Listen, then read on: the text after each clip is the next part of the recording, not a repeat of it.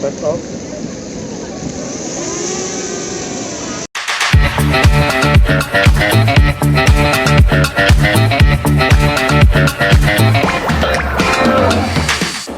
bro, selamat datang di channel kita. Kali ini bersama gue Andre yang akan sedikit membahas tentang drone nih yang lagi rame nih sekarang ini akhir-akhir ini ya kan.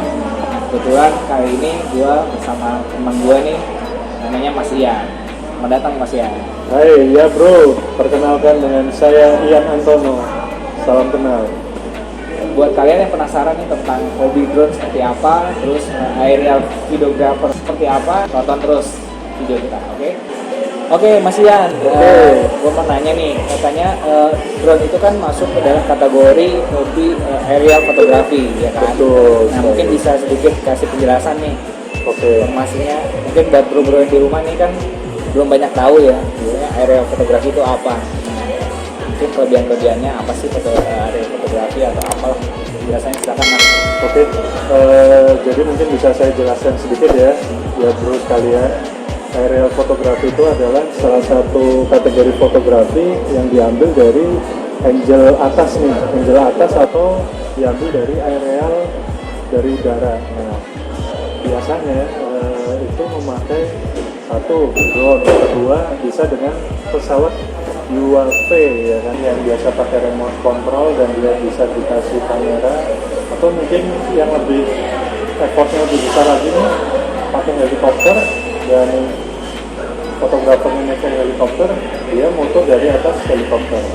Nah, cuman untuk saat ini yang lagi marak dan viral dengan ya modalnya tidak terlalu besar lah ya, pakai drone itu sendiri. Dengan salah satu kelebihannya dengan menggunakan drone ini lebih efisien, simple, hasilnya juga tidak kalah bagus dengan kamera SLR, bisa dikendalikan dari jarak jauh. Kebetulan di sini ada drone-nya nih. Nah, kira-kira ini tipe drone-nya apa nih Mas Ian? Drone-nya. Kita lihat nih DJI Mavic ya. Boleh dijelasin nih tentang mungkin tipenya, kemudian spek-speknya seperti apa? Jadi yang bisa ya terus kalian lihat di depan kita ini ada namanya DJI Mavic Mini, keluaran terbaru dari DJI.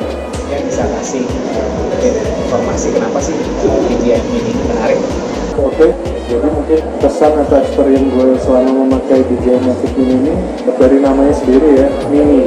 Nah, Mini ini sebenarnya punya kelebihan nih yang nggak dimiliki DJI seri lainnya. Salah satunya bobotnya yang ringan.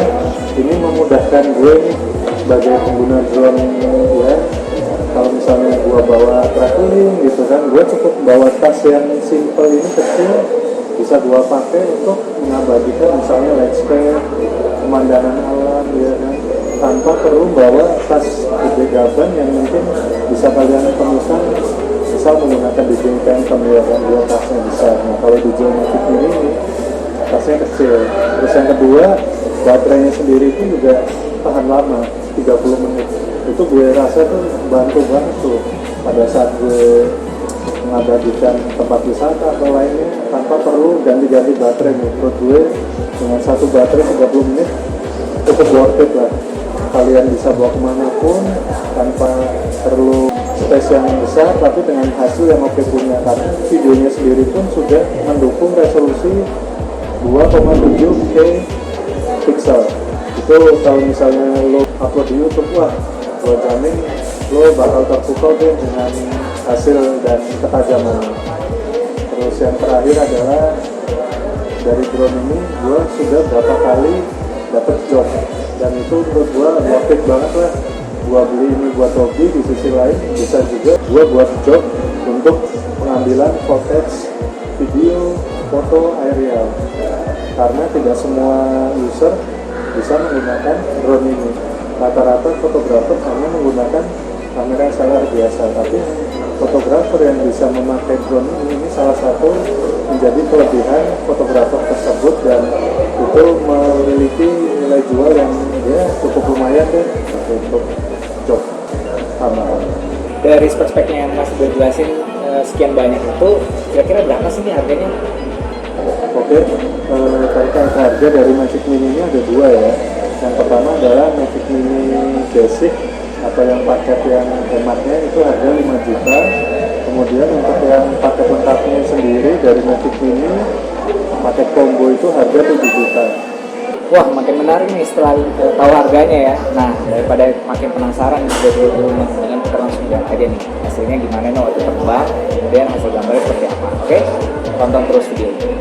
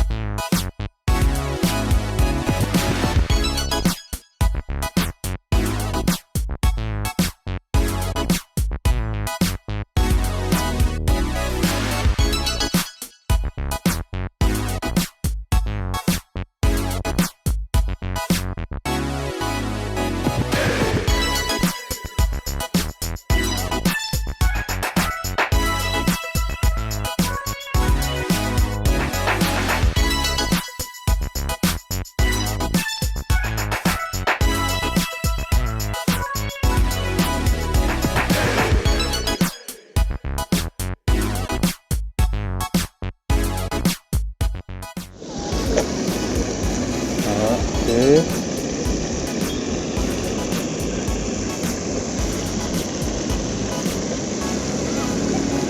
Kita DJI Fly. Lanjut. Turun. Ya.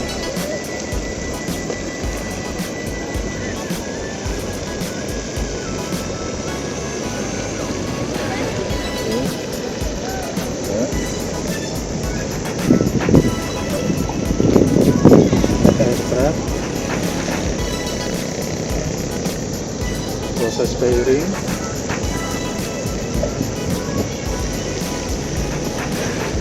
ya udah masuk di queue-nya DJI Fly ya, udah sambung ya.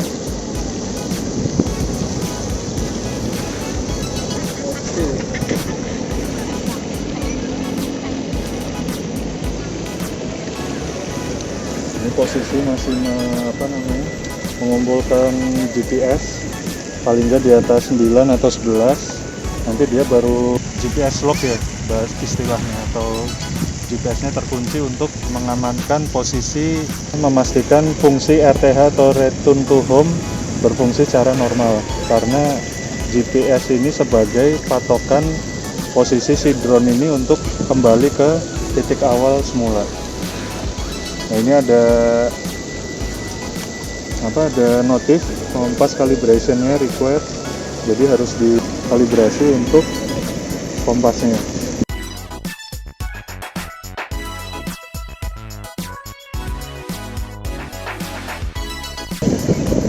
Posisi drone diputar 360 derajat secara horizontal, kemudian diputar kembali 360 derajat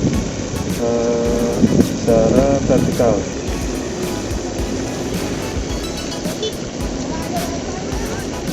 Oke, sukses.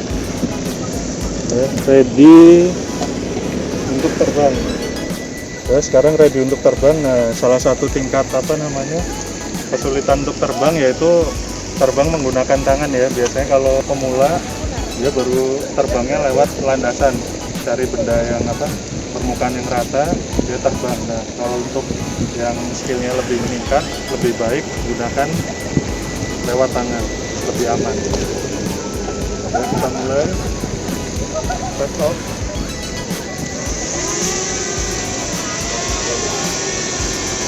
Kemudian sebelum terbang jangan lupa kita update home point.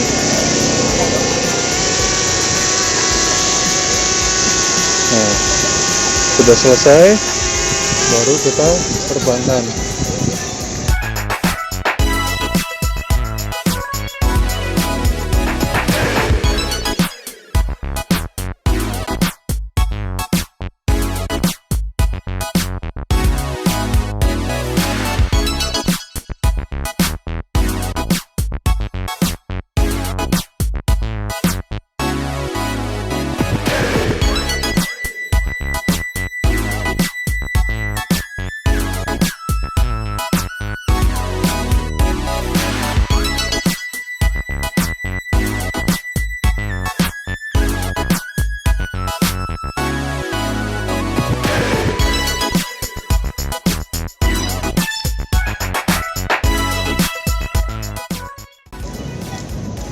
ada settingan manual ya.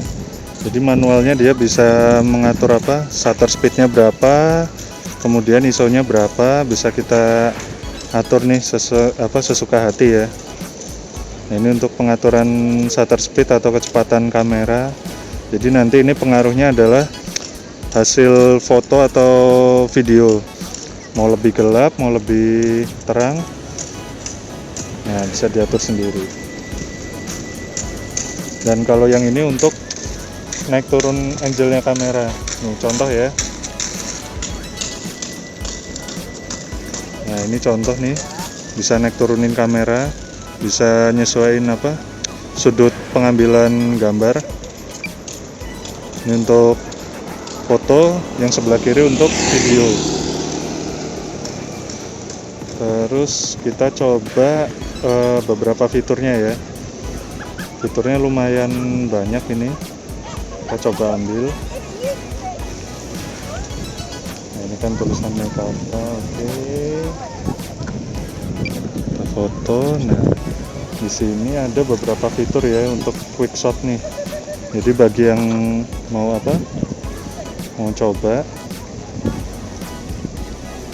Sebentar.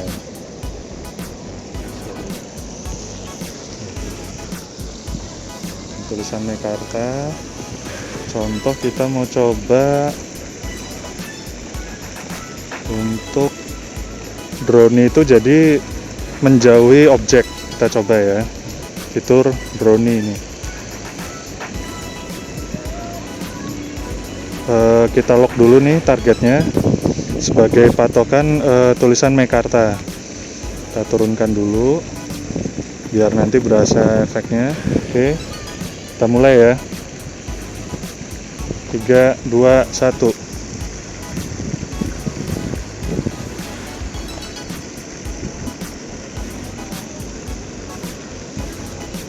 Nah, dia mulai menjauh sesuai fitur drone. Jadi perlahan menjauhi target. Oke, selesai. Terus kita coba 35. Ini bisa diatur untuk ketinggiannya atau jauhnya berapa. Ini untuk roket nih. Nah, roket jadi dia menjauhinya angle-nya tidak serong tapi langsung ke atas. Coba ya. Oke, ini coba 3, 2, 1. Menjauh. Ini kira-kira tingginya bisa berapa ya? Sebenarnya bisa 200 lebih, cuman sesuai dengan peraturan Kemenhub kita hanya diizinkan maksimal 120 meter. Ini udah 182 meter ya? Bukan, kalau yang D ini di stand atau jarak. Jadi jarak dari remote ya 160. Kalau untuk ketinggian hike atau nah itu 46 tuh. Oke, kita coba lagi fitur lainnya. Ke bawah dikit. Ini kira-kira bisa berapa lama ya? Maksimal secara teori 30 menit, cuman rata-rata 25 menitan. Ini kita coba ya fitur fitur circle, jadi mengelilingi objek. Oke, kita mulai 3, 2, 1. Nah, dia nanti akan berputar 360 mengelilingi objek yang sudah dikunci. Jadi dia akan nge-lock. Ini cuman ada tulisan compass calibration karena terbangnya di atas air nih. Sebenarnya agak-agak kurang aman. Ini kita harus agak jauhan dikit ya. Oke, satu lagi fitur helix. Helix ini sama dengan circle, cuman bedanya dia melingkarnya tapi sambil naik ya ketinggiannya. Kita coba 3, 2, 1. Ini sama kayak circle, cuman ada perbedaan sedikit. Dia tidak di ketinggian yang sama tapi ketinggiannya akan makin menjauh ya. Bisa lihat nih, naik pelan-pelan 40, 41, 42, 3, 4.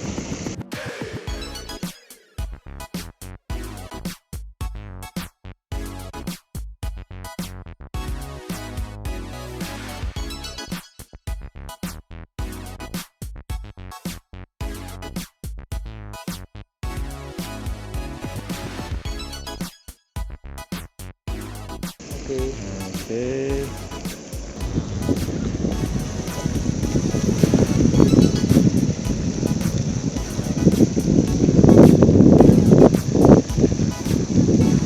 Ini juga kalau ada misalnya anginnya kencang gitu, dia ada notifnya. Jadi strong wind, terus kemudian getar ya HP-nya buat notifikasi apa. Nah, ini keluar nih, muncul strong wind warning.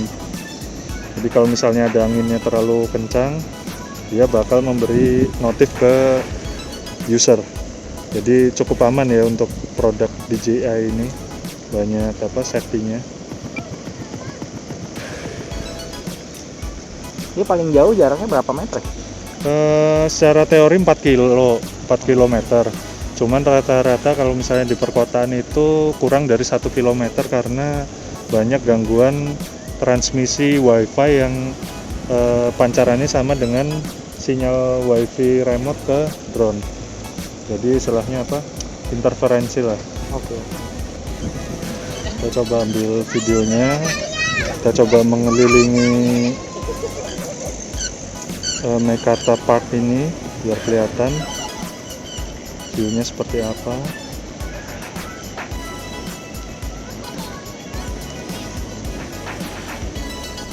Kita juga harus remote mengarah ke ini ya, ke drone ya, biar lebih tidak mengalami loss sinyal.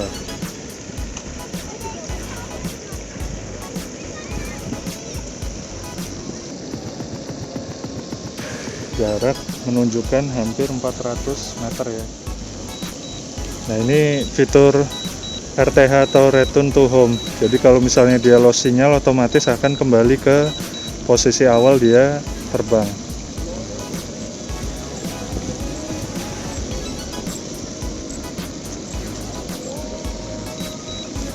Nah, ini dia lagi proses kembali nih ke titik awal. Kita lihat apakah si drone ini kembali. Ini lagi turun nih.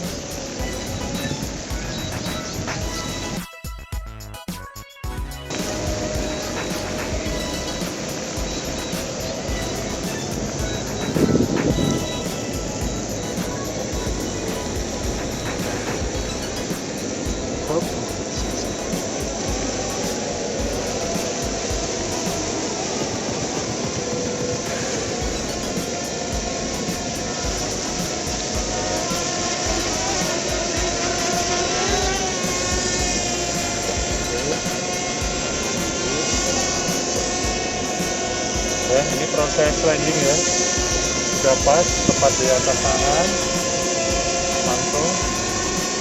Nah,